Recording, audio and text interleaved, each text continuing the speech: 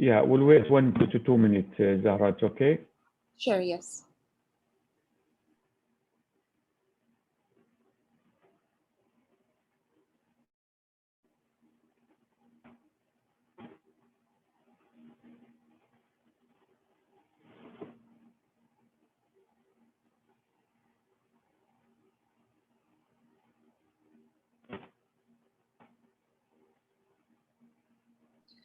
Doctor, they're asking if you don't mind sending them the slides on the chat. I really apologize. I will.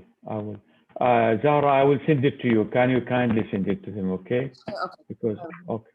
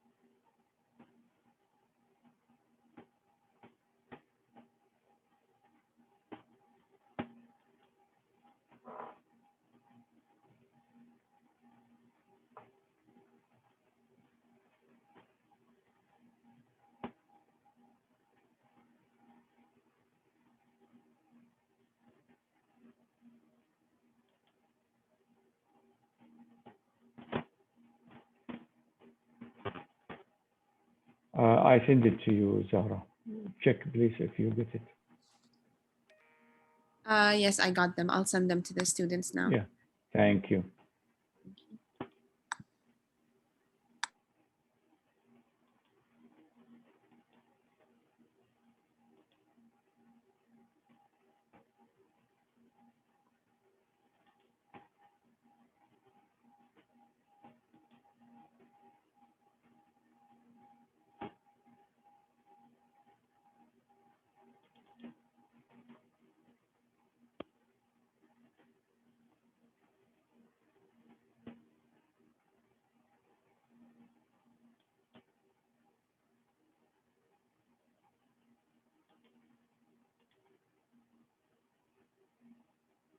Okay, Zahra, I'm gonna get started, okay? Yes, doctor. Okay, so we're gonna continue with the adrenal gland. Just make sure that you pay attention to the pathologic findings in whatever disorders we go through in the adrenal. So either hyperplasia, hypoplasia, neoplastic process. Make sure to pay attention to the pathologic findings. For the clinical side, you will go through it in deep with the clinical lectures. So the adrenal gland, you know, we have three layers in the cortex. We have the glomerulosa, we have the fasciculata in the middle, and the reticulosa. The fasciculata is the one that constitutes 75% of the adrenal cortex. We are going to show you that clearly in the pictures. So we have a three type of steroid, the glucocorticoid from the fasciculata, mineralocorticoid, the aldosterone from the glomerulosa, and the sex steroid, estrogen, and the androgen from the reticularis. The adrenal medulla is completely different entity and organ. It has mainly the catecholamine producing or catecholamine epinephrine or epinephrine producing cells. This is the histology. Here's the medulla. You see the cortex. The cortex, remember the GFR, glomerulosa, fasciculata, and reticulosa. The fasciculata, the one that produce the corticosteroid, constitutes 75% of the cortex. So all of this area is cortex. Here is the medulla where you see the chromaffin producing cells. So here's the medullary part, cortical part. Here's the medulla, chromaffin or epinephrine producing cells. Adrenocortical hyperfunction, we have three basic types of corticosteroid. Three types, the glucocorticoid, as we said, mineralocorticoid, and mainly the aldosterone. And the third one, the sex steroid, estrogen, and so on. So we have three distinctive hyperadrenal syndrome. The one include the Cushing syndrome by increased production of cortisol. The second one, hyperaldosteronism. And the third one, extra production of the sex steroid, where include the adrenal or adrenogenital or virilizing syndrome, depend on the hormone being excess. The hypercorticosteroidism or the Cushing syndrome, it's broadly divided into both exogenous or endogenous. So the cause can be exogenous, can be endogenous. Just remember that the majority of cases of Cushing syndrome are actually the result of the administration of iatrogenic corticosteroid. So mainly exogenous. So most of the cases clinically exogenous. The endogenous, we can divide them, either depend on the STH or not depend on the ACTH. So STH dependent, ACTH independent. This is the way we go through the pituitary Cushing syndrome. This one depending on the ACTH.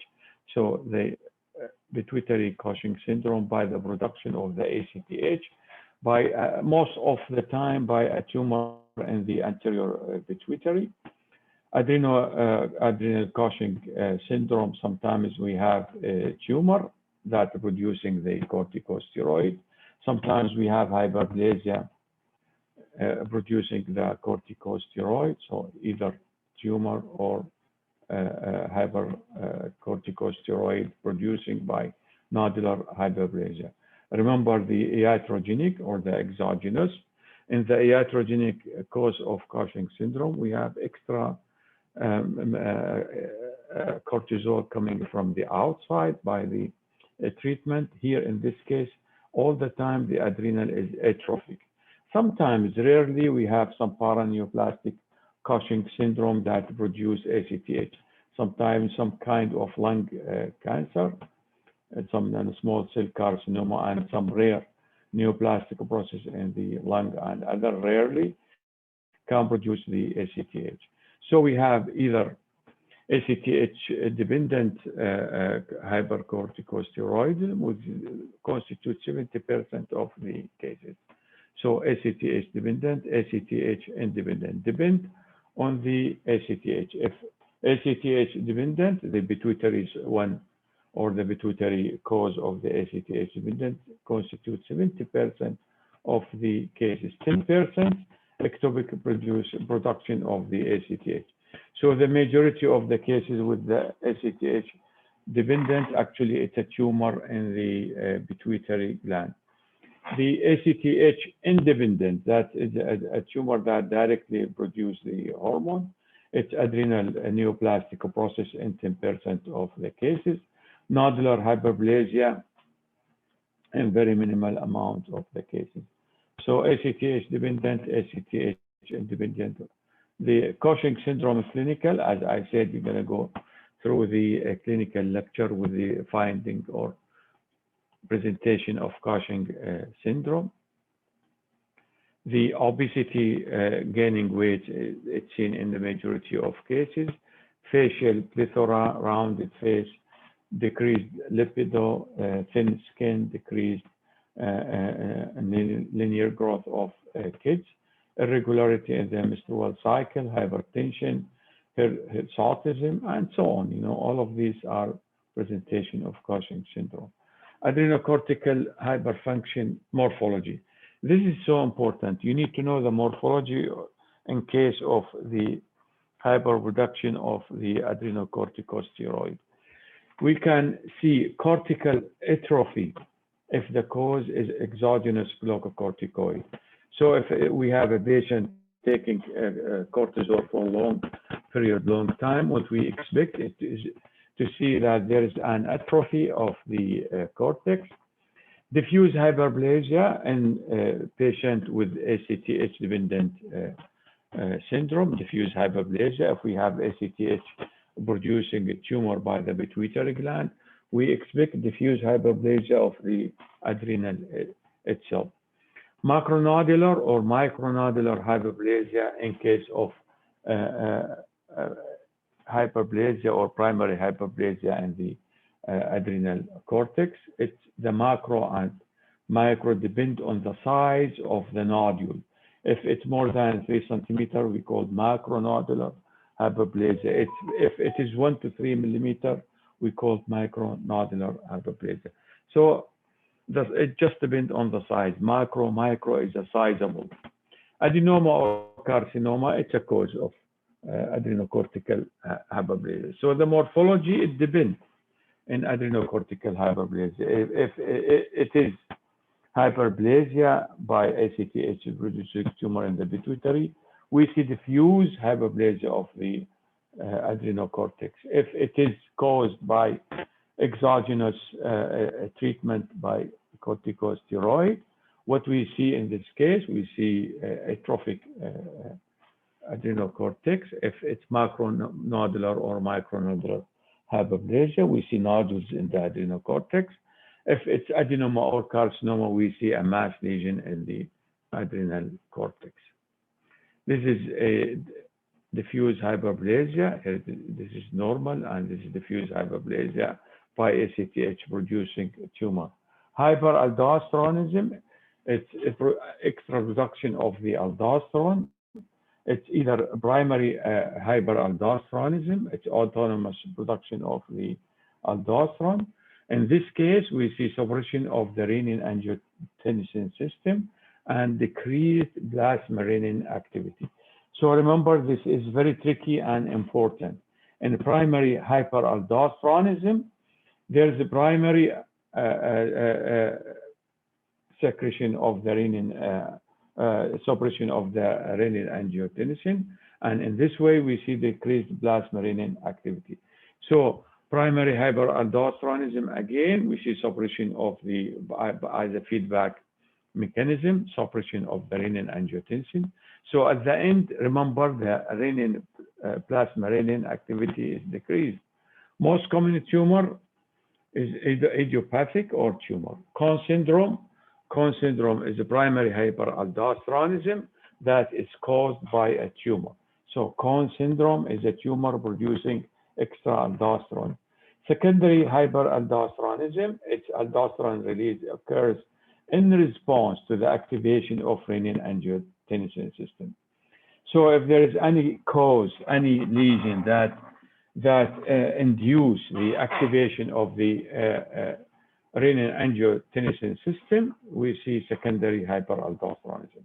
So in secondary hyperaldosteronism, it makes sense that we would see the plasma renin activity is increased, because increase the plasma renin activity that causes the secondary hyperaldosteronism.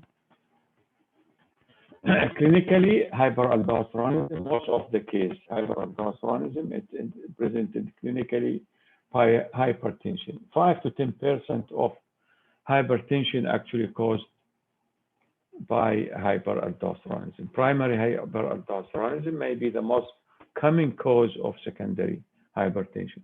So if we have hypertension in a young age patient, usually most of the time we need to check.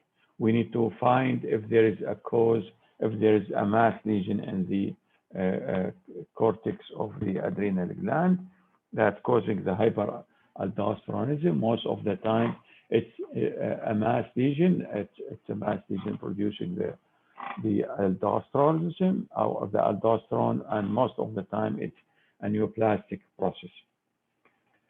Aldosterone, as you know, it promotes the sodium retention and exertion of the potassium. So we have hypokalemia and increase the sodium. So increase the sodium, decrease the potassium. So hyperaldosteronism, most common cause idiopathic. Other cause of hyperaldosteronism is adenoma. These are the most common two causes, idiopathic and adenoma that producing extra aldosterone. The morphology of the adenoma in case of aldosterone producing adenoma, most of the time, the adenoma that produce the aldosterone, most of the time it's small adenoma. So it's small, usually 2 centimeter in size and less than that. So 2 centimeter, very well demarcated mass lesion in the adrenal cortex with hypertension. It's most of the time it's aldosterone producing adenoma. So usually it presents with hypertension. You see it is a mass lesion in the cortex, 2 centimeter or like to be less than 2 centimeter. The age is between third and the fourth decade. Women affected more than men. What's important about the aldosterone producing adenoma, the color usually, if we look at it, the color usually it's brown to yellow. So yellow to brown in color. The microscope, we see lipid laden cortical cells. This is the pale cortical cells, very pale cortical cells. What is important in aldosterone producing adenoma is these laminated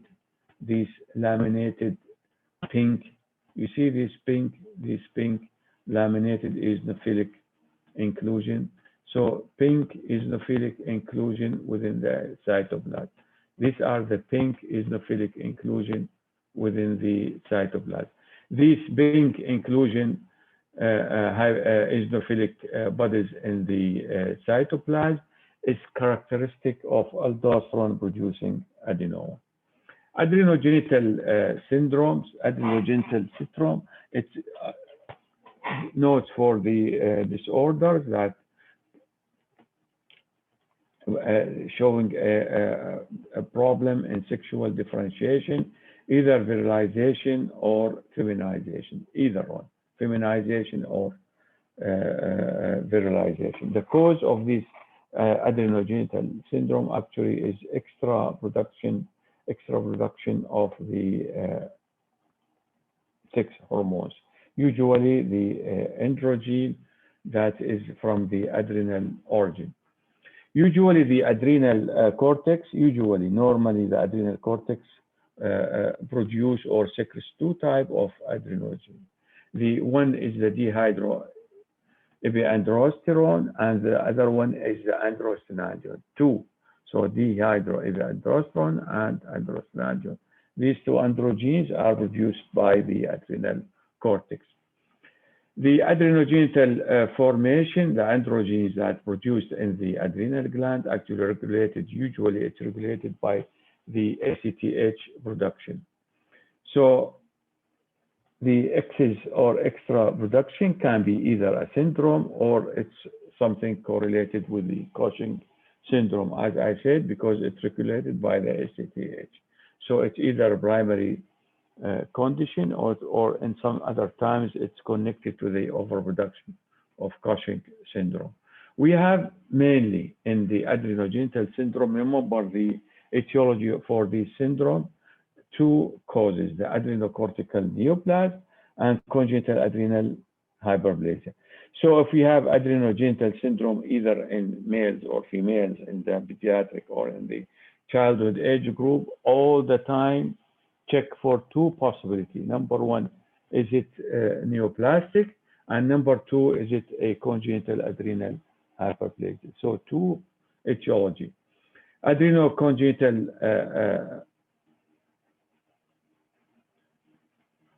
neoplastic process that are seen in this case, most of the time seen in pediatric or in the childhood age. So if we see a tumor in the childhood, it's most of the time is one of these producing extra sex hormones.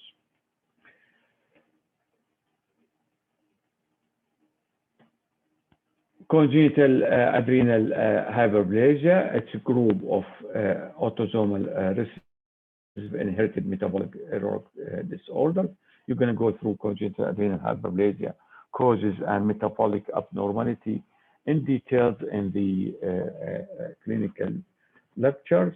Just remember we have two major ones, the 21 hydroxylase deficiency and the 11 deficiency. So we have two, the 21 and the 11 deficiency. Both of these are cause of the adrenocortical congenital adrenal hyperplasia.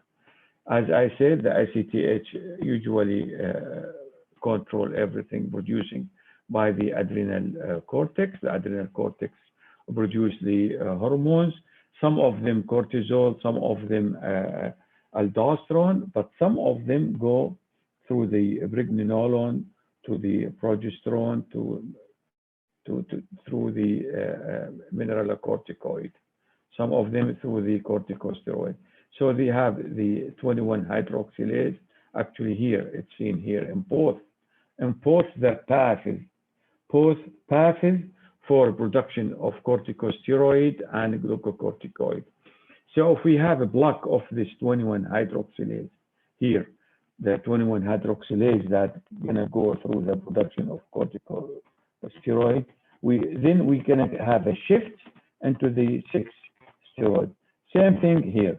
So if you block the 21 hydroxylase here and the 21 here, what we're gonna see in the adrenocortex production, it's gonna have a shift into the 6-steroid. So if we have either a block of the 21 or the 11, right away we're gonna get shift into the 6-steroid. That's why how we explain the 6-steroid in the adrenogenital syndrome. So just enzyme deficiency, either the 21 or the 11 hydroxylase. The most common clinical seen one is the 21 hydroxylase deficiency, actually. In morphology, what we see in congenital adrenal hyperplasia, we see bilateral hyperplasia of adrenal cortex, prominent 10 to 15 times the normal. So clinically, we see adrenogenital syndrome. Morphologically, if we check the CT scan, we see hyperplasia in both adrenal cortex. So usually in congenital adrenal hyperplasia, we see bilateral hyperplasia of the adrenal cortex.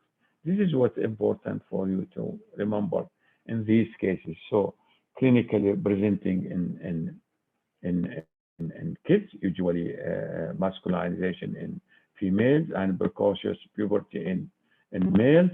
So this is a clinical presentation of these syndromes, either 21 hydroxylase deficiency or 11 hydroxylase deficiency. So the most common one is the 21 hydroxylase. The second common one is the 11 beta hydroxylase deficiency. Both of them can cause congenital adrenal hyperplasia. The adrenocortical insufficiency, we have three patterns of adrenocortical insufficiency. We have the primary acute adrenocortical insufficiency that can cause adrenal crisis. We have the chronic insufficiency, like what we call clinically as an Addison disease. And we have secondary adrenocortical deficiency by the deficiency of the ACTH. So three types of adrenocortical insufficiency. Number one of them acute, that can cause the adrenal crisis. Number two is the chronic, that can cause Addison disease. And number three is the one that is associated with the ACTH deficiency. The acute one is the common cause of the acute adrenocortical insufficiency. Remember the Waterhouse-Friderichsen syndrome. It's a syndrome that's caused by Neisseria meningitide septicemia. So septicemia that can destroy instantly the adrenal cortex and cause the Waterhouse-Friderichsen. We see sudden withdrawal of the corticosteroid, and stress in patients sometimes can cause acute uh, uh, adrenocortical insufficiency in case we have chronic plus stress.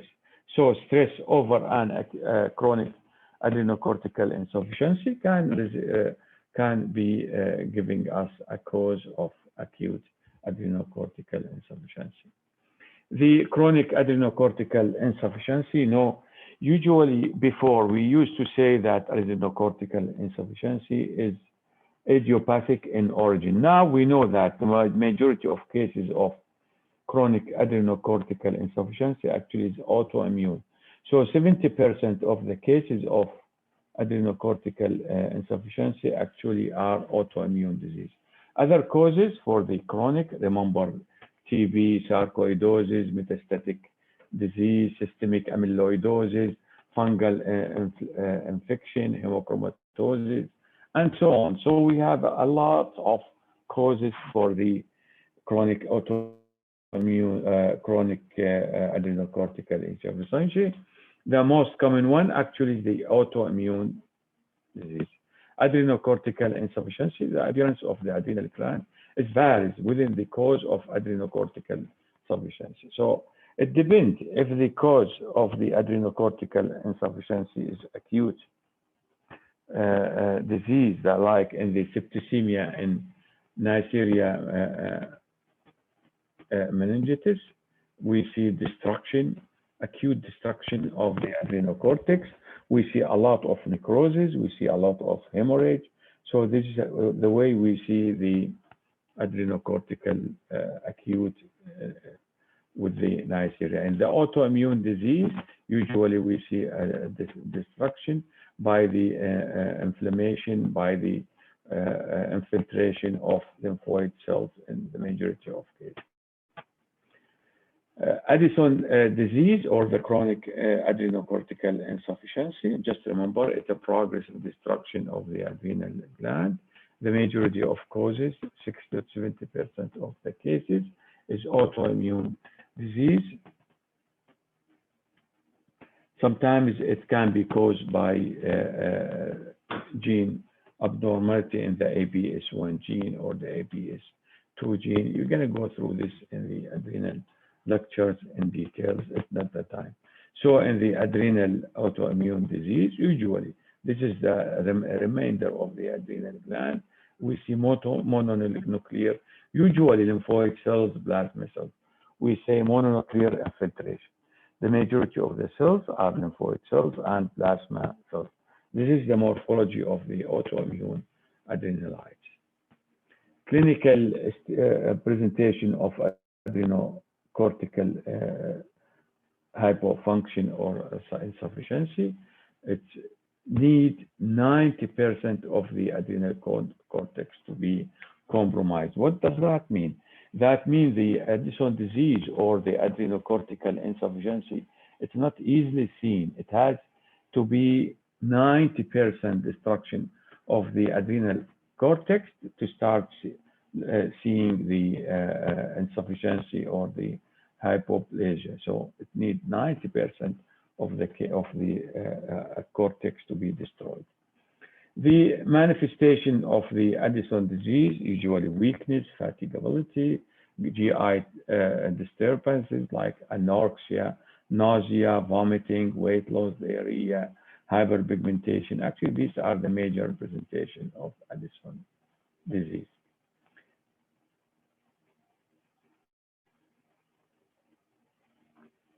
Remember again, we said that before, that the stress such as infection, trauma, surgical procedure in patients with chronic adrenocortical insufficiency or with Addison disease can right away transform the case into an acute adrenocortical insufficiency.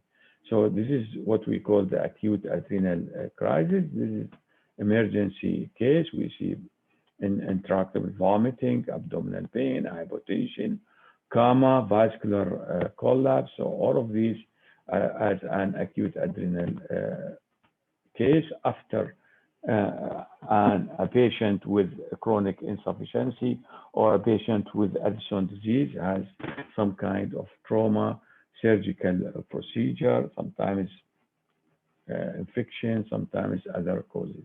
So any over cause on an chronic adrenocortical insufficiency or on an Addison disease can get us acute adrenal crisis. Remember, this is a good clinical scenario and a clinical exam.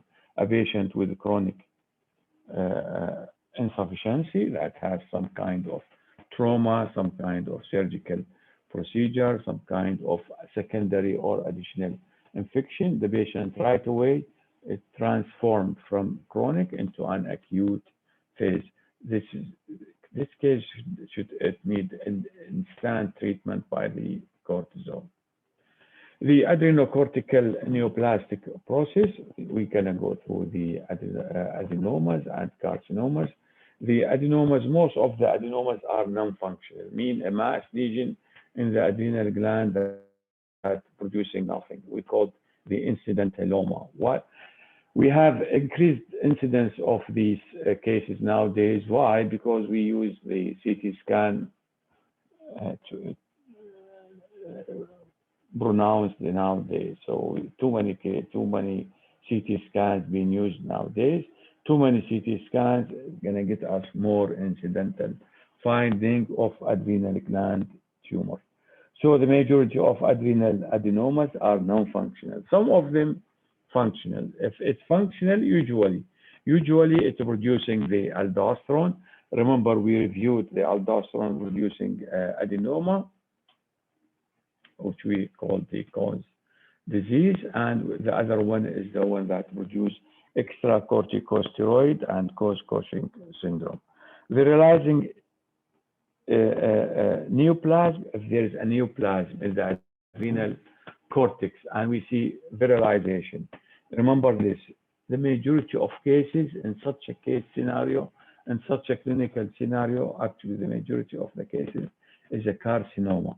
So usually also in childhood, so young age, virilizing syndrome, and mass lesion in the adrenal gland, right away, remember the possibility of carcinoma. Equally common in adults. However, if we have a mass lesion in the adrenal gland in the childhood, most of the time or the majority of these cases are carcinomas than adenomas. How we see the adrenocortical adenoma? Usually, this is the cortex.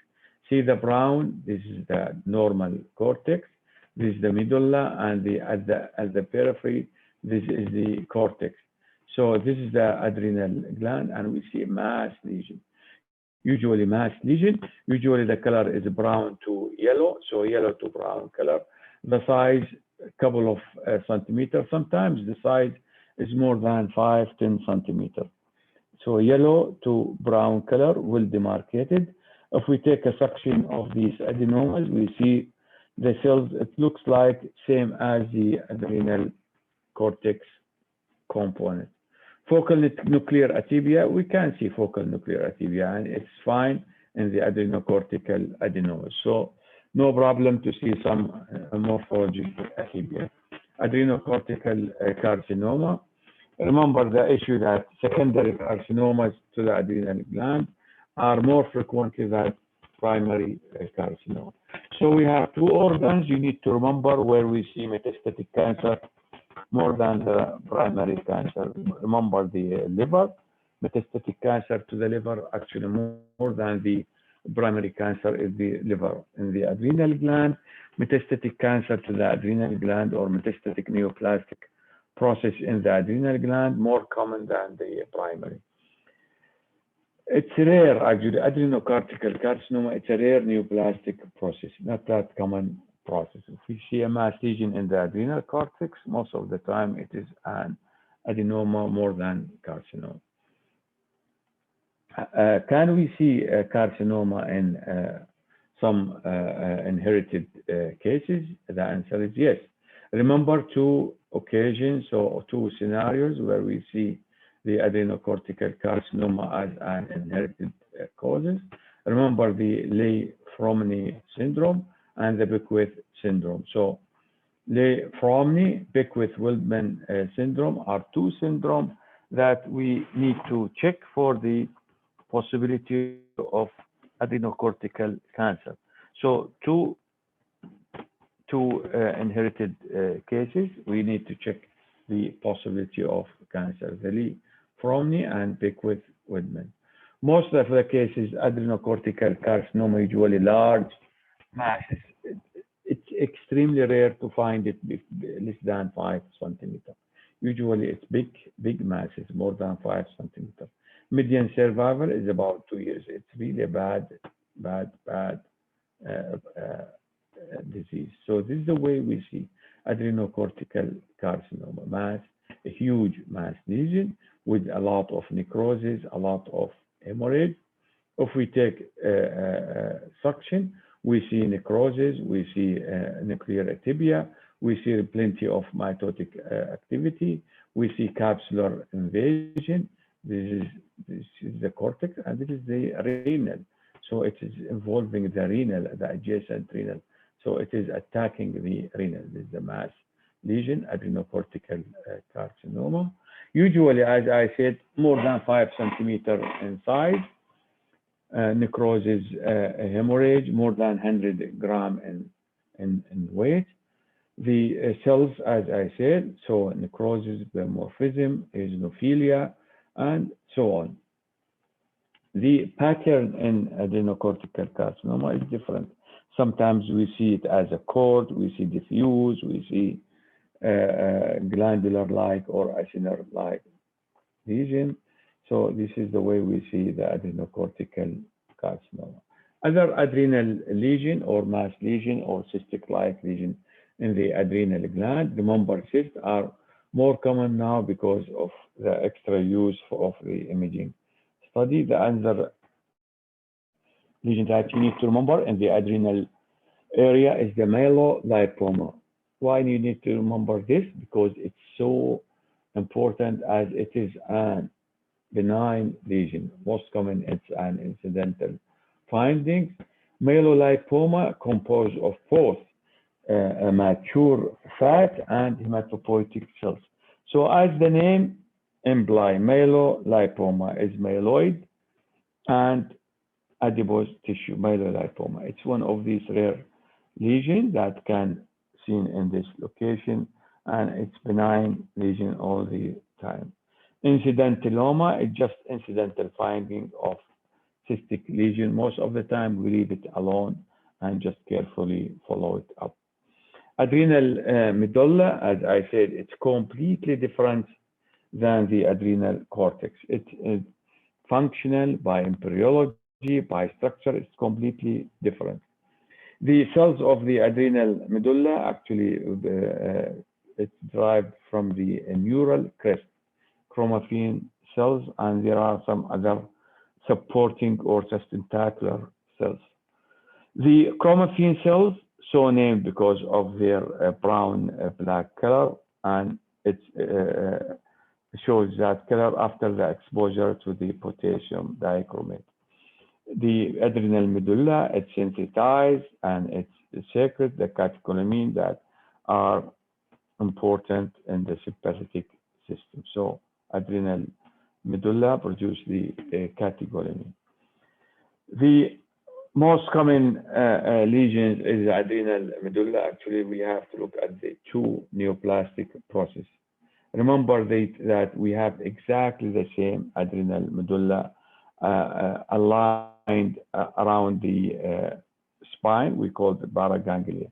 So in addition to the adrenal medulla, we have the paraganglia, which has components exactly the same as the adrenal medulla, paraganglia. So paraganglia plus the adrenal medulla are the same as the chromaffin producing cells. So the most common lesion is adrenal medulla are neoplastic. We look at the pheochromocytoma and neuroblastoma. Pheochromocytoma is a neoplastic process that produce extra catecholamine or epinephrine or epinephrine. It's similar to aldosterone-producing tumor. It gives rise to a surgically removed mass lesion in the adrenal gland. It presents as hypertension. So in case of hypertension, right away we check the adrenal cortex for cones or aldosterone-producing adenoma, and we check the adrenal medulla for the possibility of pheochromocytoma.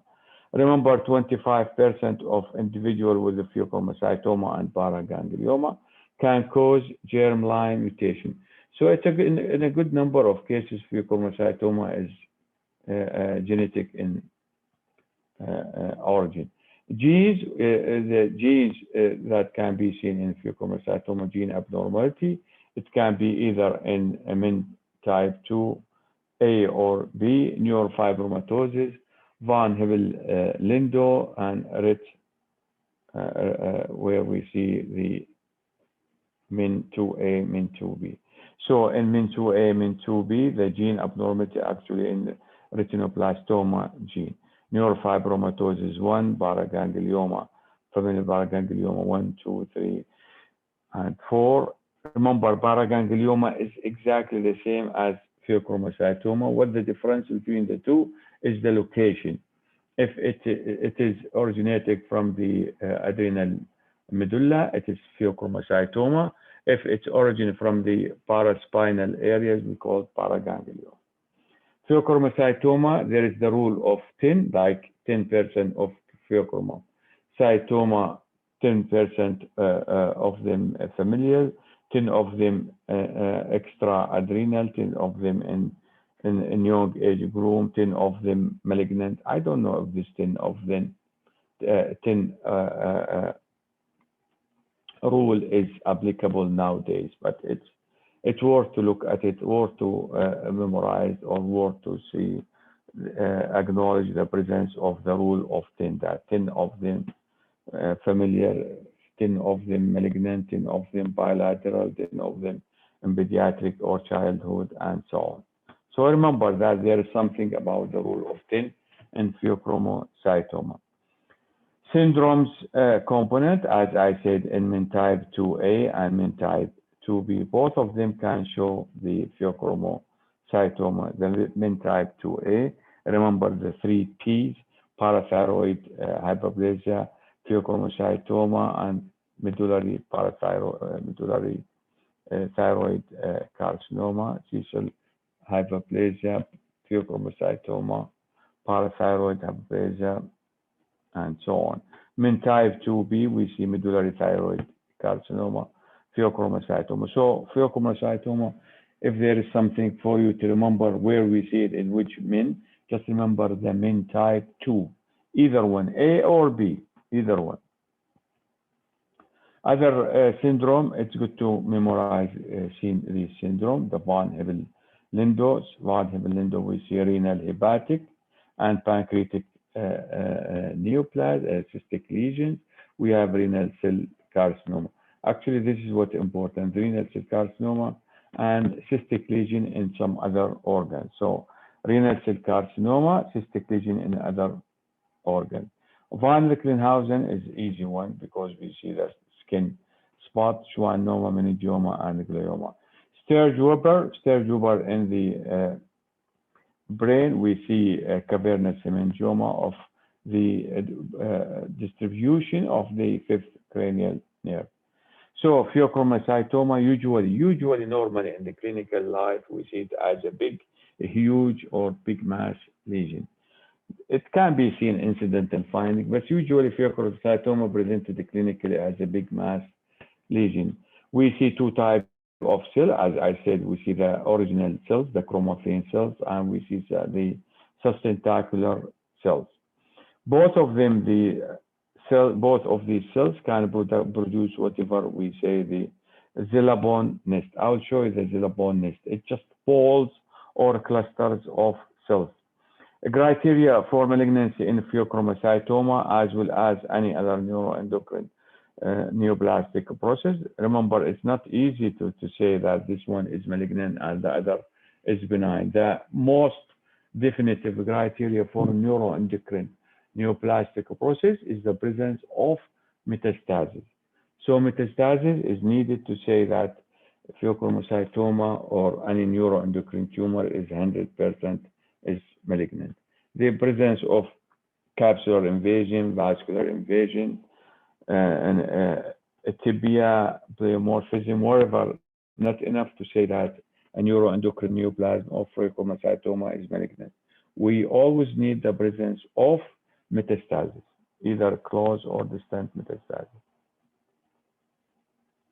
This is the way we see the pheochromocytoma. This is an adrenal cortex. See the cortex which with the yellow color, and the adrenal medulla with the brown color. And here we see the pheochromocytoma. It's a big mass lesion. We take suction. We see.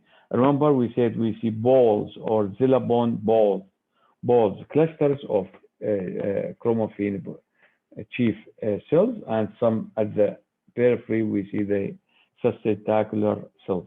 The chromophore or the chief cells are positive for the immunohistochemistry stains of synaptophysin, chromogranin.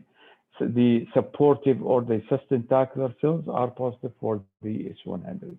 It's worth to know that the chief cells or the major atypical cells, the chromophene producing cells, are positive for neuron or neuroendocrine markers, synaptophysin, chromogranin, NSE, and others, CD56 and other. The supportive cells positive for the S100 protein.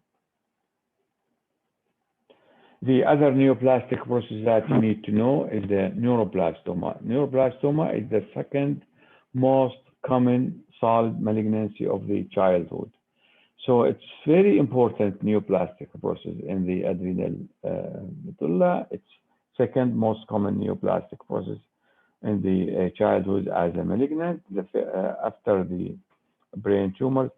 50% of malignancy diagnosed at infancy are neuroblastoma. So remember, neuroblastoma is really malignant or important malignant neoplasm in the infancy age group. The origin of the neuroblastoma are the neural crest, primordial or primary neural crest neural cells. Occur most common during the first 5 years of life, so commonly seen in young age of life. Commonly seen in the abdomen. Usually we can see neuroblastoma in the brain, we can see neuroblastoma in the chest cavity, but the most common cases or the most important, the majority of cases seen as an abdominal mass lesion. Most neuroblastoma sporadic cases. Very few of them are actually related to the ALK gene line mutation. So most of the neuroblastoma actually sporadic. It's very rare of them familiar that are related to the ALK gene.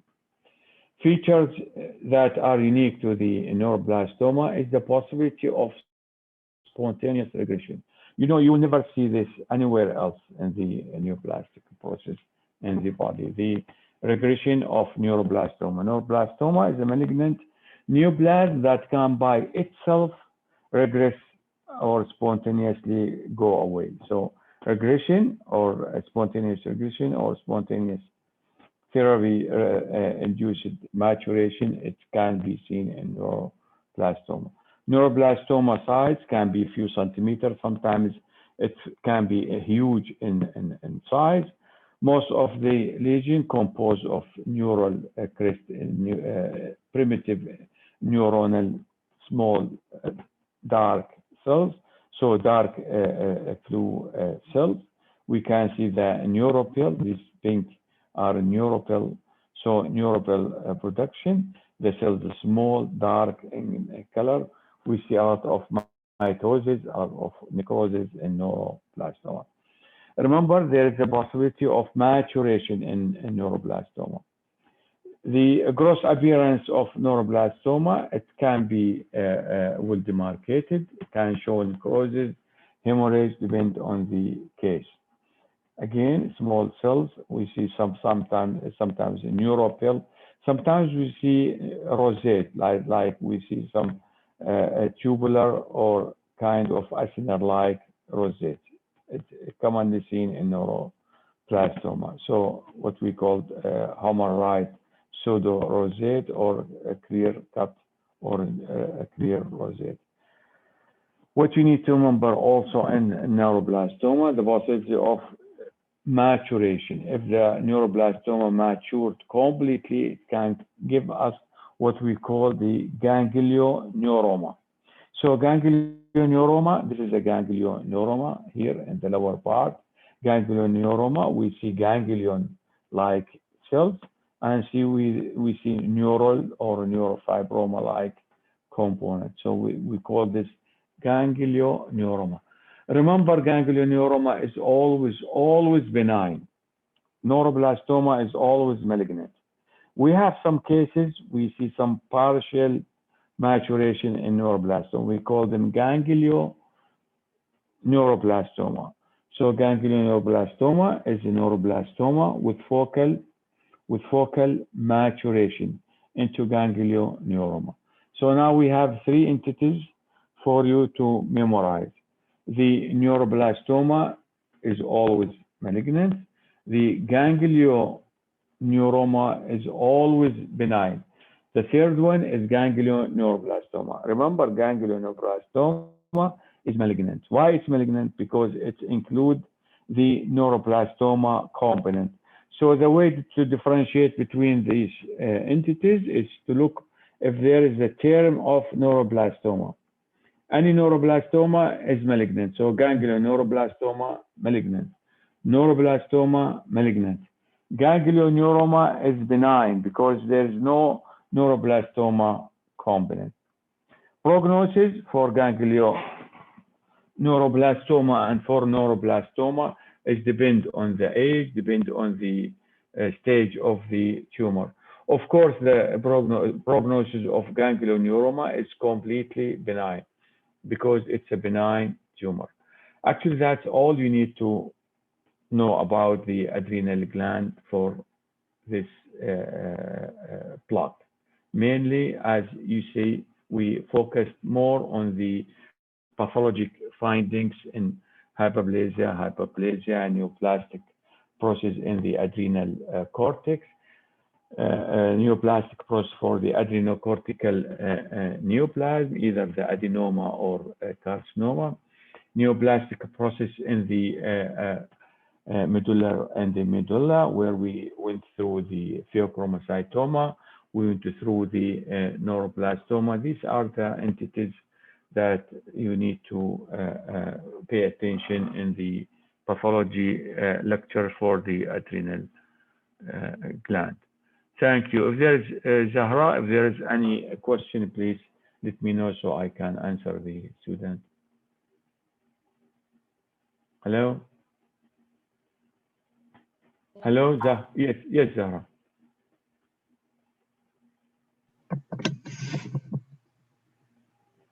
No question. Thank you, doctor.